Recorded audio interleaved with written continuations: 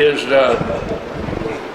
I then made little diaries of after the war and for my kids, and I think I could pass one night each place and they can look at it over and start off. And I made a little outline of things to bring up. The celestial navigation is what I majored in and at the Pan American School in Coral Gables, Florida. Now that was the very first school ever established, and how it happened to do it back in the 30s. One of the generals was flying Pan American flight out to Egypt, and he was so impressed by them navigating clear across the whole half the United States, or half the world there, with celestial, all by the stars.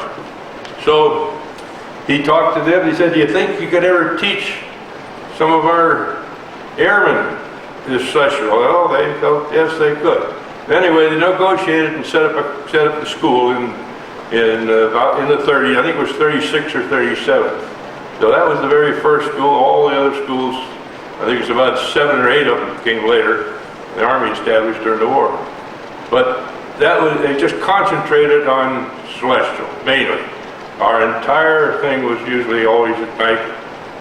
That was the only thing Pan American felt that was liable. They did not trust radios. They didn't, only for homing. Homing they like it, but not for navigation. So the first test it had, and basically it was the only test it really had of celestial in the war, and that was a flight. We took a new airplane from Hamilton Field, and 2 or 3 days swinging all the compasses to get them all corrected. One of them was way off about 30 degrees, and we just disregarded it. The other one was within 1 or 2 degrees, and so he used that compass and flew from Hamilton down to Amarillo, and then Amarillo to New Hampshire to Newfoundland, and then Newfoundland to fly the Great Circle route, Newfoundland to the Azores. Well, we took off at midnight from Newfoundland using that compass that we'd used all the way from Hamilton Field, and didn't bother until we got out about 2 hours. I take the first fix. Instead of heading to Azores, we're heading to Greenland. Damn thing's 30 degrees off. And you also have a variation of about 35 degrees besides that. But I couldn't figure out. I'd take another fix, take the fix. It still showed that compass was way off. And so I used the Astral Compass. They had this is a little picture of an Astral Compass. And what it does, it hangs right up in the ball where the ball that you're shooting out of, and you just take a bearing on Polaris, and it's lined up with the axis of the plane, so it tells you exactly what your heading is. Right off of Polaris, you know exactly what your heading is, and so it showed that our heading was off 30 degrees.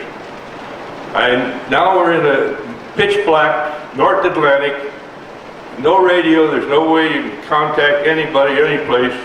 And all 9 of the crew members are on the intercom, and I call the pilot and tell him, we're flying 30 degrees off course to Newfoundland. I can imagine how they were thinking. Anyway, we make the corrections on a great circle route because of the curvature of the Earth. About every 200 miles, you cramp about 2 to 3 degrees to fly that circle.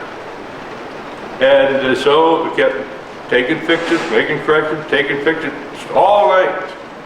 Till it gets about daylight. Now there's no more stars. You only have the sun. So you can use the sun as it gets sunline, and that gives you longitude, but you get a latitude. There's no way you can get the latitude because you're flying right in the sun. So finally the ETA was about 9 o'clock in the morning, Azores, and pilots here, co-pilot there, and I'm there, and we stand, we just look, all 6 eyes looking straight out. And Finally, the pilot says, I think I've got Azor's radio for homing. Just as he said that, we saw the outline of the mountains. That really left a big sweat off the thing. It finally hit me, because you only have about a half-hour fuel if you miss that island. So we went on to Marrakech down to Tunis, and then Tunis to Italy, and in the field is called Terretta Field. It was just about 20 miles off the coast of Adriatic, the little town of Cernola, which was halfway between Bari, which were the headquarters for 15th Air Force, and Foggia up north, where all the fighters and the B-17s were. That was the furthest northern base they ever had in Italy, was Foggia, so it saved them about extra 30 miles. So,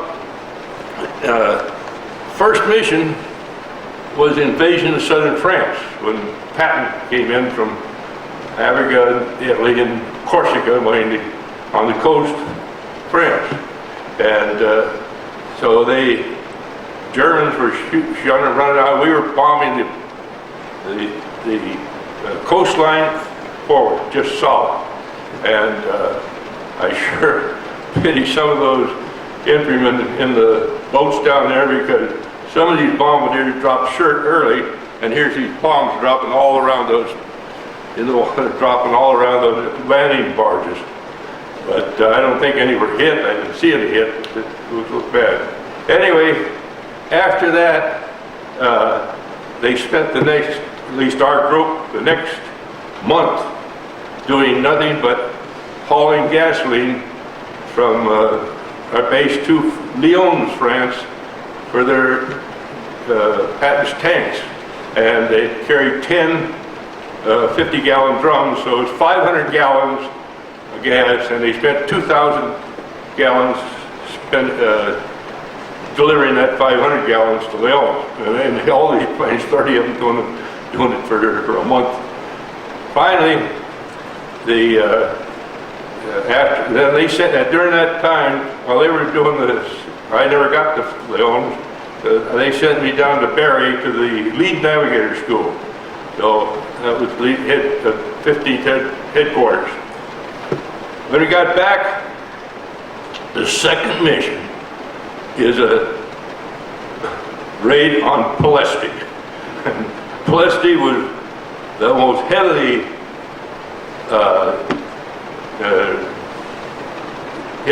armed of any of Europe, because every single gun, it only had about 200 88 millimeter guns, but they were all concentrated, and the entire group was within range all the time.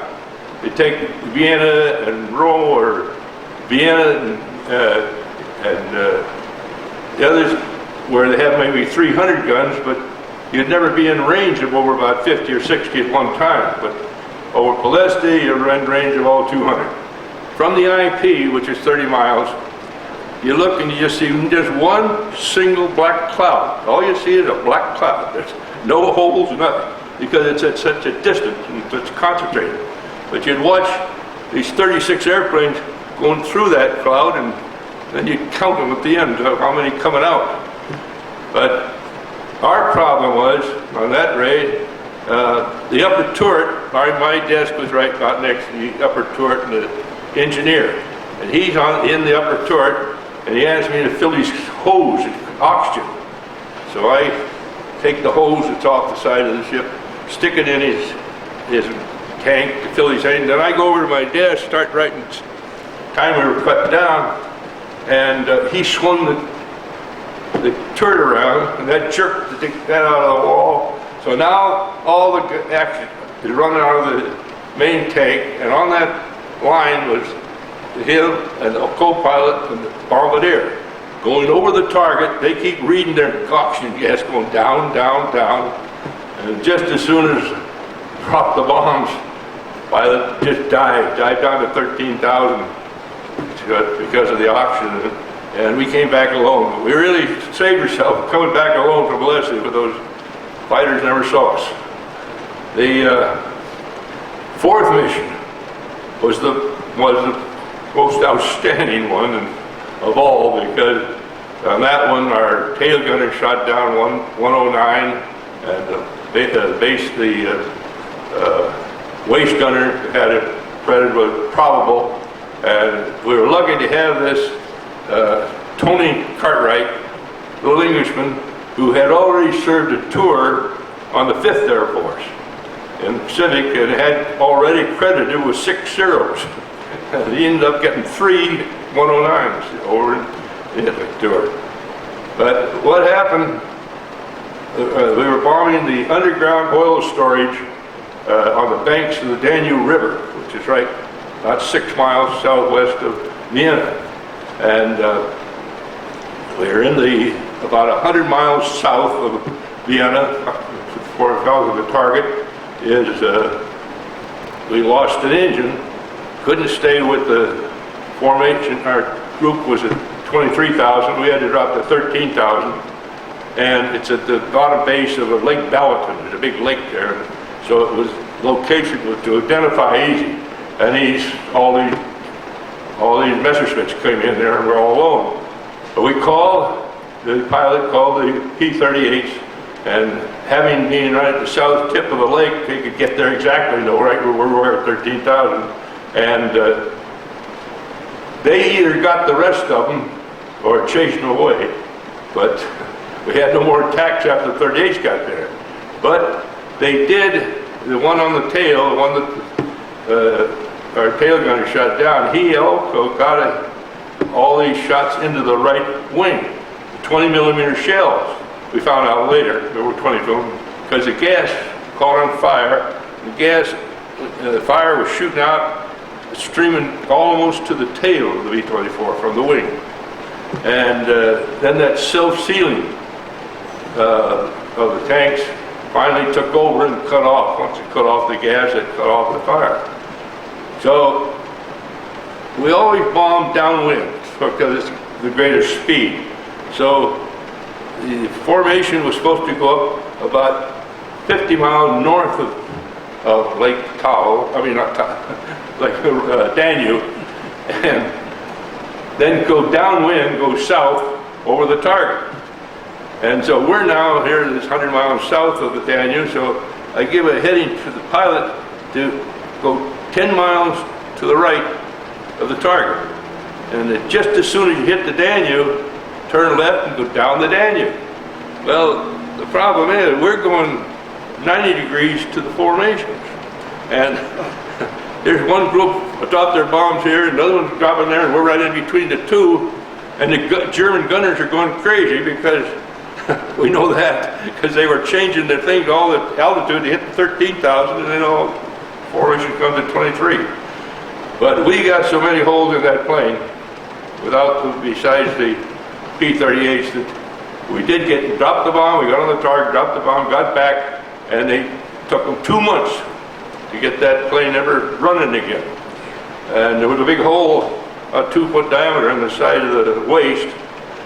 And so I always figured that P-38 saved our life. So the year, that's why I joined the P-38 Association, the Cecil Handle, because that international association, I sent them this minute, it was August 22nd, 44. I want to know what P-38 group that was that came and saved us. They not only sent me what the P-38 group was, but they even sent me the names of all of these German pilots that shot us down, shot at it. They had it converted, the German reports converted into English, and gave the whole story. They had 3-4 pages on nothing but that August 22nd. And the reason it was so many fighters lost at that time, many ships, is the entire northern Europe was overcast, including England. So England's 8th Air Force was all grounded. So as long as it was all grounded, the Germans sent all their extra fighters from Europe down after the 15th. So they attacked all over on that day. But anyway, the Ploesti, I got there, found out later, it took about 60 years for me to find out from the History Channel what this 109 was doing when he flew over. After all the fire, he came the last pass. He come directly 90 degrees over, and I was right in front of that bubble, and in front of the upper turret. There's a about 2 by 2 crawl hole cleaning out, and in any trouble there, you always open all the hatches so that to be sure they're open when you have to get out. So they open the hatch, and you stand on the flight deck. So my neck's sticking out about like this, out of the plane, and he's coming right straight through there. And if I had that 45 handy, I think I could have got a Messerschmitt with a 45, because his highs went 6 feet from us. Well, what happened? His props cut our antenna wires. It moved from the tail to the front. They cut them, but we never could figure out what it was. And I found out on the History Channel that they had German pilots had instructions. They had so many 109s. They didn't know what to do with them, but they didn't have enough pilots. So they said, you can get rid of them. Go use up your ammunition. Then on a B-17, you're supposed to go through and cut their tail with their prop, and it'll go down. On a B-24, all you had to do was cut the middle spar, which is right behind the upper turret. And if your prop cuts that upper spar, the 24 will break in two. And so he was either a foot too high, or he decided not to, or something, because he missed it by about a foot. So that's why we found out that actually the 38 Satyrs. But then about a year ago, I received an email, and because found out another thing that happened. When we got back to the base, when they tore that plane apart, they found these 2 20mm shells in the gas tank, but unexploded. And we just thought they were duds, until I got this 60 years later. It was cleared up.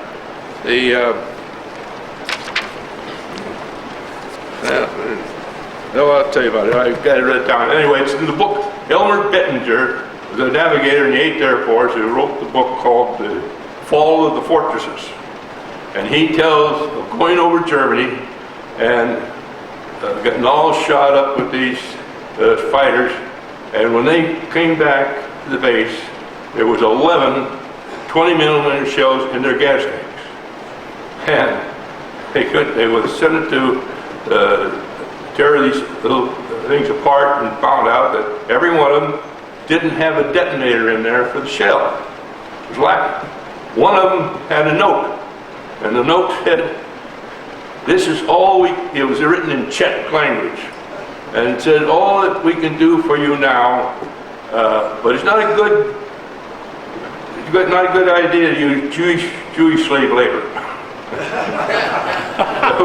It's now here's 11, he got 11 of them, we got 2 of them, and I don't know how many. It's funny, Germans never did, I guess, ever find out about that these are all dead. So I guess they couldn't figure out how come 11 20mm shells wouldn't bring down B-17. But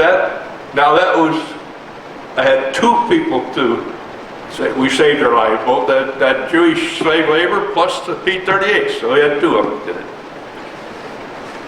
it. We had a bombardier who actually finally became a noted author and poet, Richard Hugo.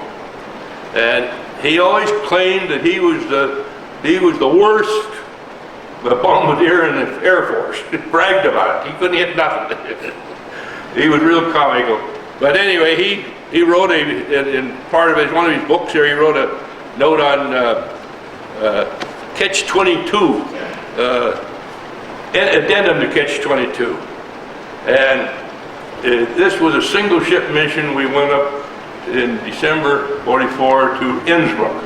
Innsbruck is the top in Austria, is the top of the Brenner Pass, where all the supplies to all the Germans in the north all came down through that Brenner Pass. And Innsbruck has got the big marshalling yard for all the railroads. Our boxcars are. And the 12th Air Force was responsible to keep that Banner Pass damaged, all the bridges and everything going across so that they could stop those planes. But they bombed this bridge, and then they'd come in and take photos, find out the bridge is laying down in the gutter, in the river. And but they still keep taking pictures, and there's pictures of boxcars that were on this side of the river. The next day, these boxcars are on the other side, and the river, the bridge is down in the drink. So they went over at night, took pictures. At night, the bridge is all up in place. The Germans turn around and put that bridges on cables, and all day they drop it down into the river, and at night they'd pull it up, run the cars across, then drop it back down. From then on, the 12th Air Force, they just bombed that bridge every day, whether the cars up or down, down. Anyway, we are a single ship mission to bomb the Martian yards up there in Innsbruck. And about 15 or 20 minutes before we get to the IP, the bomb run, we have a radar navigator that always on the radar, and then I was flying the pilot's navigator, flying the nose turret. And all of a sudden, the intercom goes out. Pilot can't talk, nobody can talk to anybody. It's all hanging. They're getting close to the IP, and the radar navigator, he keeps yelling in the intercom to the pilot, to the bombardier to drop the bomb that is on the radar. He couldn't, nobody heard anything. They were doing sign language to get up to the thing. So finally, I didn't know what's going on either. I noticed the bombardier climbs out and goes up to the pilot.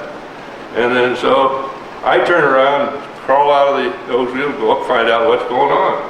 And the pilot, they said they couldn't get the bombs out. The bombardier said the thing's stuck or something. They can't get the bomb. Nothing's dropped. So the bombardier goes out with a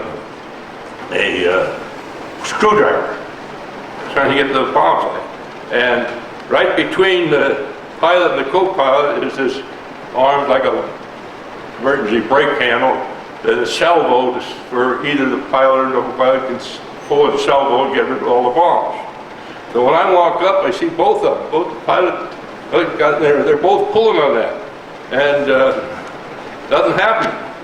But Hugo, in his book here, writes, just as I reached for the first bomb shackle with a screwdriver, the bombs fell out. All this time we had been circling aimlessly through the cloud, but I suppose more or less in the Innsbruck area. Our navigator, O'Brien, had come back from the nose turret, and with more strength than anyone else in the plane, had finally pulled the pilot's bomb release and the cord free. And I guess it was a leverage you had, because their pilot is pulling here on while they're sitting down, I'm standing up. So when they couldn't pull it, I would pull all the bombs went down. Well, we got rid of those bombs. And in his thing, he says we don't know where we were. I knew exactly where we were. We dropped the bomb 9 miles southeast of Martian Yard. But there we lost another engine. Got back to the base, got back on the 3 engines, and they found a piece. I don't know how it ever happened. Nobody knows how it happened. A piece of steel about the size of your fist that went right through one of the pistons on this engine, and so we must have got a flak or something that hit, because we never could figure out, never even knew it was there, and that was caused the engine to loose until we got put back.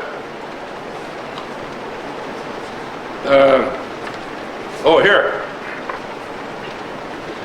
I tell you, I was senior, but I got everybody getting married again. It had to be in the 3rd time widower. And she's an Irish girl named Jean McGee, and the Irish have long engagements.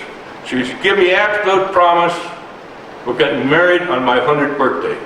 I only got about 7.5 years to wait, but then we'll get to know each other. And well, here's what's left of our squadron. We have a reunion every year, all our groups, and this year they all got so small that now our reunion is going to be in Oklahoma City in September 15th, but it's going to be the entire 49th Wing, which is 3 groups. Worked out good because all 3 groups are right down to with a few people going. So, I put the rest of it. Some little notes of things to bring up here. 22nd mission. That was supposed to be the real milk run. It was Sarajevo, Yugoslavia. That's where the Archduke got shot, started World War I. And we were flying the deputy lead of the group. And they gave us orders all the time that you never go over a target a second time. Well, it wasn't this, they only said there were only about 6 guns there, and the pilot had, there was no bursts or anything, so he made a big circle, went over second time. Second time, they hit the bombardier in the nose, right in the nose turret of the lead ship, right in the face. Took his jaw right off. One burst only. That was it. But that, giving that time for making one big circle, gives them, those Germans, really a good time to get the exact altitude and direction. And so that took that one off. Which would have been our 25th mission, ends up with this crash you'll see on that picture, where on December 10th. And that's actually the same airplane that we had on that second mission with the shot down the Messerschmitt. Really unlucky. That same plane caught on fire. The number 1 engine, we got off just off the runway, and then got up about 50 feet and 100 feet, and the second man caught on fire. They had done feather one, feather the other, and then the back and forth of feathering. We were first one off, so no way they could let us come back, because all the other planes had to get off, and they had orders to go up to the Asiatic, get rid of the bombs, and then maybe they'd get on. But I never got the Asiatic. We only got up about 800 or 900 feet and went down into a plowed up field. And the left tire, it had the wheels down, sheared off, and the tire went about a quarter mile. But the arm went in, ground, and that spun the plane around, and on that picture you only see the side that didn't break. The other side just split open, right where the pilots are, and the pilots go by just stepped out. The problem was I was in the nose turret, the pilot is navigator, and we were in the lead ship, and pilot had everybody come forward and get on the flight deck. So by the time I get up, there's no room. And on a B-24, when you're standing just below the flight deck comes about here. It's right next to where that little putt-putt is that they start for the engine. And so I stayed there. And I didn't know whether we were landing in the field or landing in the airport, because I couldn't see anything from there. But when they went in, something that I was right behind the nose wheel, that came forward, and I couldn't get out of it. I couldn't. My right foot was stuck. I could not get it loose. Finally, I pulled out of the boot completely, and up and went out the top hatch, jumped down, and run 100 yards. We get behind a hill because of those bombs and gas. Just had a full gas load, 2,700 gallons, and 9 500-pounders. What I didn't know is a piece of metal cut that hole, that cut through the leather boot, cut through that felt heating stock and the stocking, and cut all 4 of the marked metatarsals.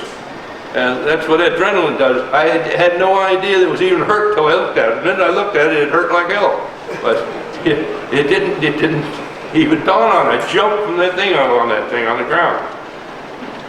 But anyway, we had 2 of those booby trap bombs, and they have out of the 7 general purpose and 2 booby traps on, and they have between a 6-hour and a 72-hour delay.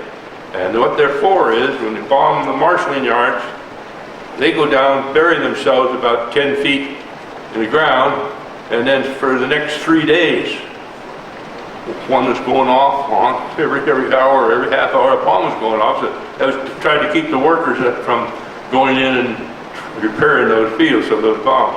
That was the reason you're never supposed to bring everything. You could never bring those back to the base, and they could not unload them or do anything with them, because once they've been shook up, you don't know whether they're going to go up or not. But they have a little canister, like a little with acid in there that eats through there a certain thickness, and that's when it's set off. So they just let that plane sit there for 3 days, and after the 3rd day, they went in there and set charges and just blew the whole thing up.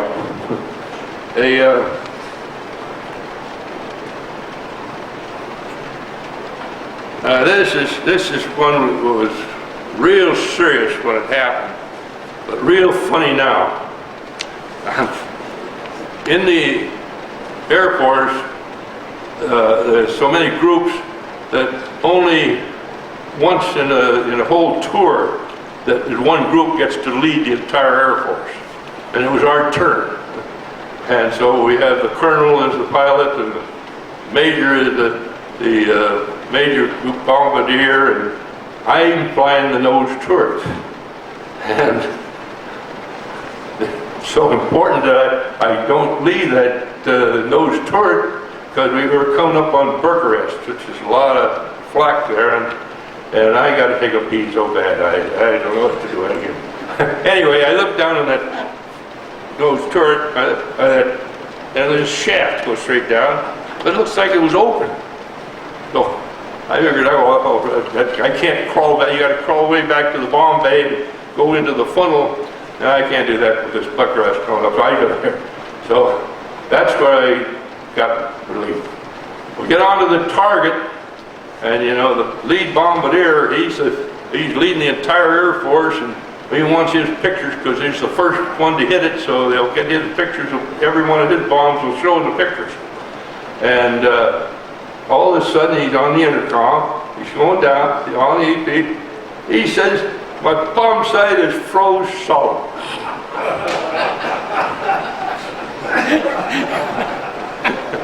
And anyway, I was 2nd lieutenant sitting there in this post turret, and the air colonel in the back.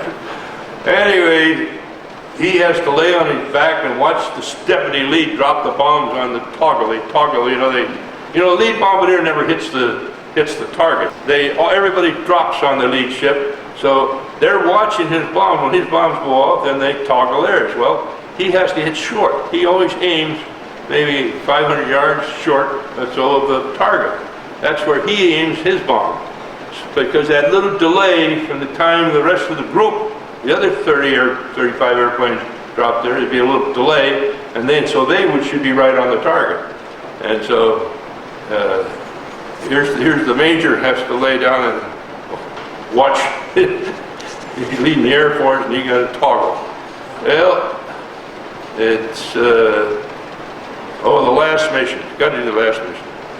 The last mission was about 3 missions, I'd say, because that was late in the war. That's in March 21st, 2 days after my birthday. Anyway, the rules were you could bomb nothing unless it was absolutely clear. It didn't matter. You couldn't even use the radar. Use radar for navigation, but not for bombing. You had to be a clear shot. And so the first target we get over, all overcast. But you get the flak. Flak, flak, flak. Go to the second target, all overcast. But we get flak, flak, flak. Finally, drop the bombs on the third alternate target that you finally see. So coming back, the pilot's there telling us, he says, we got no hydraulics. You're going to have to crank the wheels down. We've got no brakes. And as soon as we get ready to land, I want all come up on the flight deck and get the weight forward. And just as soon as we touch down, all of you run to the tail, bring the tail down to drag it so that it's maybe stop it in that 4,000 foot runway. On landing maps they are. Anyway, we get to the target, he goes down.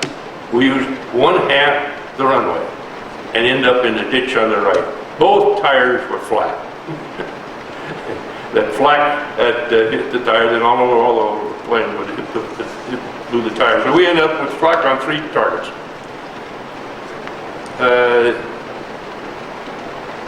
One of the things I'd like to say, and I don't know, is there any navigators here? One, there we are. I just want to explain that how we do take a shot. That's we can open that. Diesel, can you open that and pass it around? This is the octant. Now they keep always calling these sextants, but they're not sextants, they're octants. A sextant is the Navy uses, which has a 60 degree prism, which gives them 120 degrees shooting. This is our octants, which are a 45 degree, and so it gives you 90. You go from 0 to 90. But that's an octant. We can take it out of the box here. Yeah, I'll show you.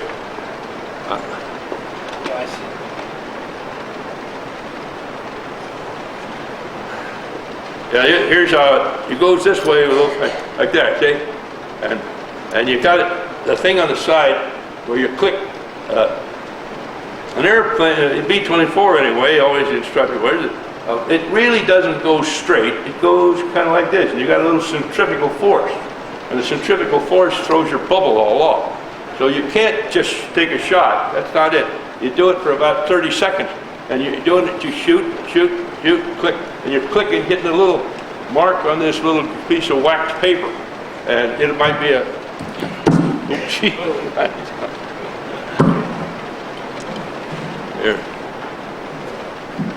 There you go. Oh, but it's right there. Okay. That on that wax paper might be within an inch or inch and a half of marks. And then you take the center one and you figure that's the average of all of them. That should be the right one. So that's what that thing is on the side. And we can pass on if you want to look at it. Now, if what you do on sighting a star, taking a fix, is you're taking the elevation and the azimuth. And what you're doing is you have a book, a whole bunch of books that were all pre-done by, they said during the war, during the Depression, Roosevelt had all these college mathematics professors figure out these angles, figure out the azimuth and the elevation of every one of our navigational stars and put it in the book. And it's at each degree, 42 degrees, 45 degrees, 46 degrees, and the longitude. And that, at that point, we could look in that book, and it's already prefigured, is what is the elevation and the azimuth from that point to that star. So you know what it should be. So what you're doing is you're taking a shot and you shoot, and you might say it's 45 degrees up, and so you look in the book at 45 degrees at that particular time, the Greenwich time. It should be at that point. It should be 20 or 45 degrees 3 minutes. So 3 minutes is 3 nautical miles. So you're 3 nautical miles away from that point they got on the book. So you get that, and that gives you what's called a line of position. Because you shoot a star at 45 degrees, any place in the world you can have 45 degrees. It don't matter where you go, it's 45. So what you're doing is it's a circle, but in there you only use a straight line because it's so small. So you cross 90 degrees to the azimuth, which is the direction. That's one line of position. Now you pick another one about 30 degrees away so that you get across. And you pick a third one. and you end up with a triangle. The 3 lines of position give you a triangle, and that to eliminate all the errors it have in the movement of the plane and the kind there. The center of that triangle should be your position. So you can also use others than stars. I mean, for a line of position. We used to down there in Florida, they have the Gulf Stream that runs from Texas Panhandle down, run around Florida, clear up the city. But it's a distinct line looking down from the green water to the blue water. It's a distinct line. So you look down, you're on that line, but where are you on that line? All you have to do is take one more shot of the sun or something and cross that, and that's where you get your using the Gulf Stream as one of the position points. You can use a railroad track. You see a big long railroad track, you know what track it is, but you don't know where you are on it. So you take a shot of this for daytime navigation. You take a shot and cross that with a line of position across the railroad, and that gives you your position. So anyway, we finished the 35 missions, and then this was in April, they fly us over to Naples, and that was the day Roosevelt died. And I think it was April 15th, something like that. And I left Naples in a Liberty ship coming back, and they had the balloons for the protect the ships, and we had no submarine attack till we got to Richmond, Virginia. About 50 miles off the coast of Richmond, Virginia, here comes all the submarines, and they were the destroyers dropping the depth charges all around there. But that's where they would hang out close, because they didn't get the ships as they get out in the middle of the ocean. They couldn't find them. But they stay close to one of the ports. They find those ships. I think we about did it, didn't we? Oh, I got it. Yeah, 5 minutes to 8. Just in 1 hour. I think we got it all, didn't we? I got a question for you. Question, yes. I've heard that some B-24s blew up because of gasoline fumes in the plane, and that they flew with the Bombay Morris crack to eliminate that. Is that true? Never ever happened to any ours. Okay. The only ones that blew up was the guy, the crew chief, that was getting $10,000 for every plane he went down. He was putting a hand grenade in the plane, and they had a real short trial for him. It came out when they found out he'd getting $10,000 per plane, and he says, "You bang!" With his 45. That's how long his trial lasted. About 30 seconds.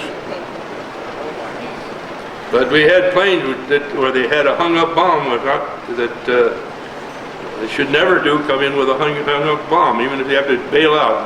Because this plane came right in, and our group too, and right at the end of the runway, everything's fine. He slowed down, and he's just making the turn, and bang, that thing went up 50 feet in the air. The whole thing was one bomb. Just blew it right up. Was a hang up where it hangs up and doesn't drop. What was your longest flight? I mean, how many hours in the air did you have to spend on that? I was up to Czechoslovakia. I think it was about the longest. I mean, the bombing run. The longest flight was our coming over, but for the bombing run, it'd be up to Czechoslovakia. How many hours? How many hours? It'd be about 8 hours. 8 hours. And they had round robins. We never, the 15th Air Force didn't do that. The 8th Air Force did it. They would load up, drop in Germany, and then then land in Russia. I think and refuel, come back and drop in Balkans back to England. 17s did that.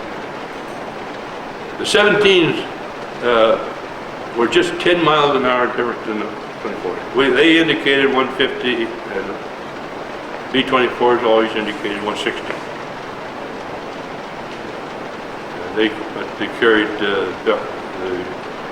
B-24 carried more weight than the 17. And the B-24 was the plane built, more B-24s were built than any American airplane ever built. There's only one plane that was built, you're talking about the exact same plane, built that was built more than the B-24, and that was the Russian fighter. So many of those, they outnumbered any other American, any plane in the world. What was your average bomb load?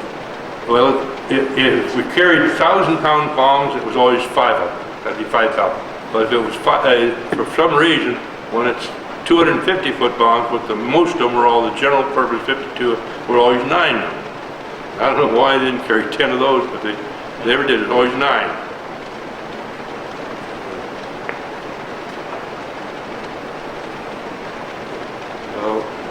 We're going to our reunion 15th of September, this month, this next 2 months, and it'll be the ever since 54, I think, was the first one. Wow. And do you have any crew members you actually flew There's with? only one left. Our 10-man crew is just one, and that's the engineer, and he is in Smithfield, South Carolina, and I'm stopping to see him after we leave the reunion, leave Oklahoma City. He's the only one left.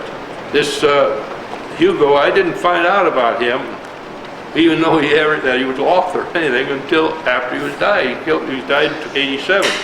And how I happened to find out about him, a professor of literature at UCLA called me up. Some way he researched and found out I was on the crew, I guess, and he wanted to know all about Hugo, one of these war experiences. In his book, there's a picture of him and our pilot and the crash and our crew. So he's got this, and he's got that. If you want to see that, but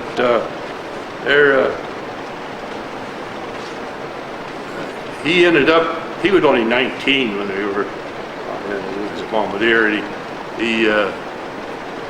He was drunk all the time. He was a real boozer. I could not believe when we were to Wild at Capri and he pays $25 for a bottle of scotch. I think, oh, that's crazy. $25 for a bottle of scotch. But he loved it. But of course, you never drank anything, right? oh, we always drink gin and juice.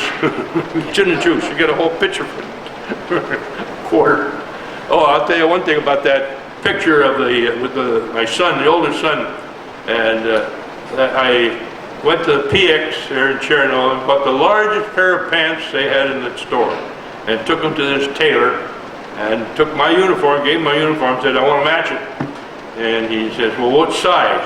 And I don't know, he bought that big. Well, he started bringing out his kids, and he had one about every like that. I could pick out the kid he took that to make the suit. He made the whole thing for 2 cartons of cigarettes, including the hat. I got a question. Yeah. Did you ever run into the red tails? Oh, they were at the end of they were after the 38s. They were the Tuskegee Firemen. Yeah. We had P-38s up until about the middle of, I think, July or August. No, yeah, and then the other group of fighters, I don't know what group they were, but they had the checkerboard. They had a checkerboard tail. P-47s. No, I mean P-51. They're all P-51s. Oh, okay. All the Tuskegee P-51s, and the other ones had P-51s with a checkerboard tail marking. This is the marking of our troop. Three bow ties, how you call it. It was on our tail.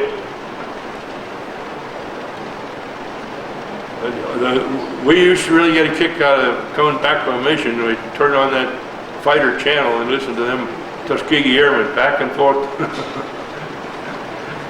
One of them time he says, you wait right here a minute, I'm going down there and see what's happening down there. And then they say, oh, I'll go down with you. Oh no, you stay up here, I'll go down there.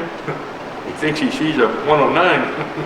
He wants to take him alone. And pretty soon you hear, get down here fast.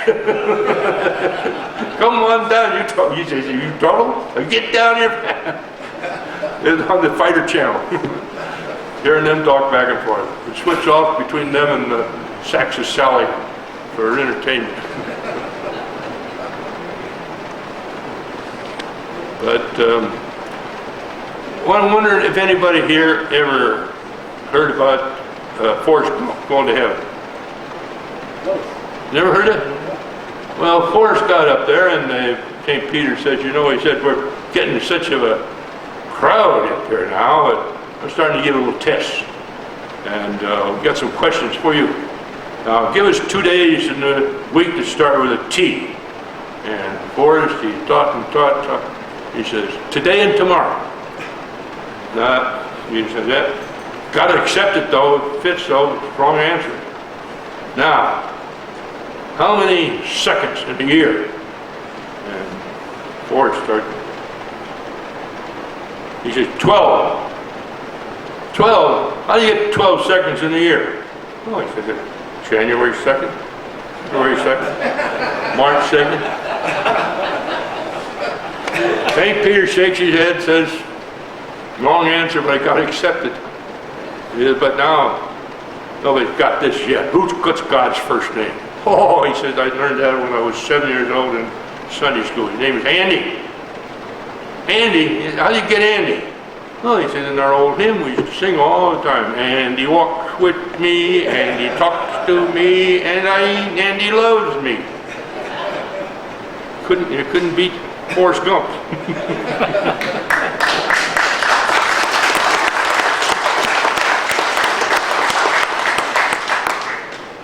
Another one that said, we do a lot. I know a lot of us have got that what they call the Dick-Do disease. You ever heard of the Dick-Do disease? I don't think anybody ever heard of the Dick-Do disease. Well, that's when your belly sticks out further than your Dick-Do.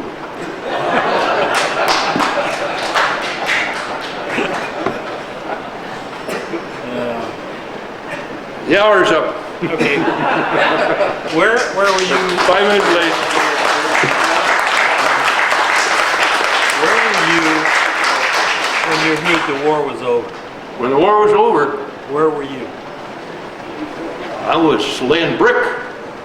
Let me tell you what happened. I got back. You see, I told you when Roosevelt died, and he got to Santa Monica for 10 days rest camp, and every crew from the 8th Air Force and the 15th Air Force was immediately at the end of the 10 days was sent to the 20th Air Force, to the B-29s. And so I just prepared for that. And it come the end of the 10 days, and they had just reached their quota. So I was out. I had option to stay in or take the called the certificate of service. It's not a discharge. So that was in that'd be May of '45. See, way before the Pacific War was over. And so I didn't get the discharge until about 1954. They finally gave the discharge. Wow. But they just give it called the certificate of service, about the same. And then the same thing happened with Korea, because I was in the reserves, and I was a squadron navigator of this group. We met it down at Hughes' airfield there in Santa Monica, and we were supposed to be a heavy bombardment group, but we had 2 AT-6s. That was the heavy bombardment group to get their flying time in, and pilots would fly it, and we'd always fly the back seat to get our hours in, the hours for the reserve. But then I started contracting, and I figured, I couldn't go there every week, so I resigned. Ended up, that was the very first group sent to Korea. Wow. And they sent them over there in B-25s, the very first. And they were there the longest because they never trained anybody to take their place because they didn't figure they'd be there that long. But, so I missed Civic twice. Thank you very much. Okay, thank you. Oh, there's one other thing I didn't pass out that anyone doesn't see is our maps for bombing, showing the bomb. This is what we used. Had they circled. Yeah, they circled the range of the guns, and then right in those circles is the number of guns that each of these cities had. So those were the ones you had to dodge when you were flying.